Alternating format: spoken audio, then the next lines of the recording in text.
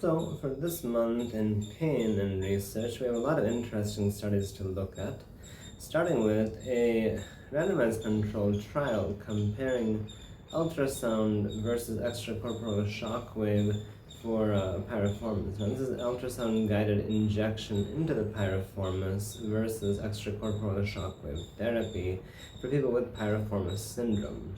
They get 70 people, they randomize them into one of two groups, and then they either do one injection or two this shockwave therapy. And they look to see what the outcomes are. The outcomes are they're pretty much the same. What does that mean for us? Essentially, when a piriformis syndrome is diagnosed, if you have a person who is having pain and can't get better, they have two options now. One would be to go to repeated sessions of physical therapy, where they may have a shockwave therapy machine. The other thing would be to get a single injection into the same muscle. The question becomes, is piriformis syndrome really deficiency of shockwave or injection? The answer is no. We still have to find out what's actually going on and fix the postural problems that lead to what manifests as a piriformis syndrome. But yes, for those who need acute pain management, this is an option. If they're willing for injections, one shot and done. The next thing is a systematic review looking at occipital neuralgia and factors that lead to it or more likely predisposed to having occipital neuralgia. And the first of those is going to be, we have 579 people from different studies that are looked into. What they find consistent across all these studies is the female gender having migraines and even having neck trauma.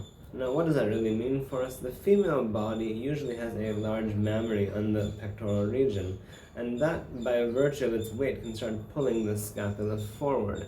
When the scapula gets pulled forward, the head will go forward too, and the neck will get kind of crunched, meaning these suboccipital muscles can be shortened artificially. If they're held in that position, they can't really work that well. If the person has to extend their neck, it may not relax fast enough and get damaged occipital neuralgia. So the question really is being female or having neck trauma or migraine really going to predispose to occipital neuralgia? These things are indicators of what's actually going on, but not the real deal.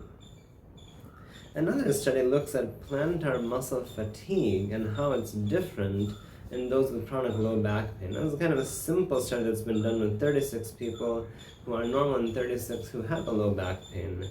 And what they do is they make people do repeated heel ups. So they keep pushing up with their toes, getting their heels off the ground until they fatigue.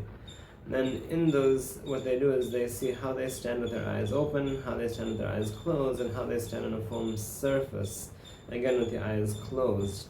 And what they find is that those who have a low back pain will have more heel fatigue and thereby worse balance overall. The implication is that the plantar muscles are weak and therefore they're leading to balance problems.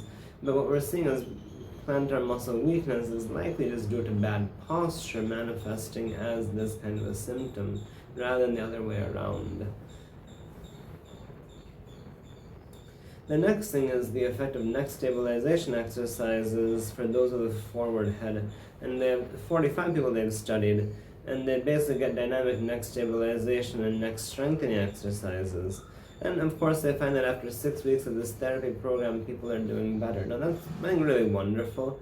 It reinforces the need for a regular exercise program. One that targets the neck can be helpful if the neck is a problem. Now, the masters of pain medicine will always tell us the person who treats the site of pain is often lost. They're missing out the bigger picture, the global issue that leads to the pain, and that's what this kind of study falls short with too. They say there's a neck pain, they treat the neck pain gets better. Wow, wonderful. But why is there a neck pain? What is causing that forward head posture?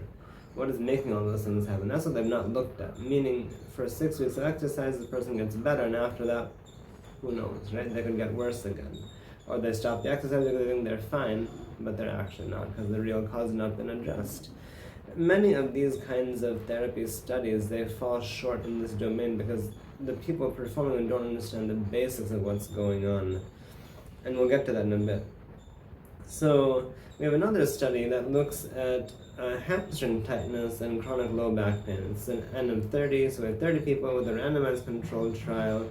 And what they've done here is they've stimulated both the brain and the muscles with repetitive magnetic stimulation. And then to prove that they've actually got an effect, they used an F-near, so near infrared on the head that looks at how the brain blood flow is. So they've successfully shown that by doing this brain and muscle magnetic stimulation, that the blood flow in the brain for those affected areas improves. And if it improves, what does it mean? It means that they've objectively shown that this works, but then the question is really, is this kind of low back pain deficiency of magnetic stimulation? No. So what they've done is they've done something that makes an effect, but it's not a sustainable or viable option. It doesn't even treat the actual cause for the pain. It just treats the pain. Another study has come from Pakistan, and it's looking at balance training.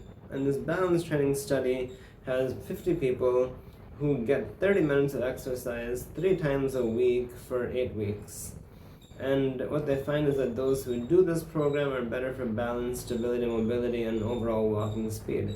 Which, not to be rude, is a big surprise. You make people exercise, they should get better, right? And that's really all they've done. So of course there's a control group that doesn't get all this stuff, and they don't do as good, but that's no surprise either. Now the question is, what's so special about this? And there really isn't. We should be doing 150 minutes of exercise per week, if not more, right? So if you make a person do what's good for them and they get better, is it anything spectacular? Not really.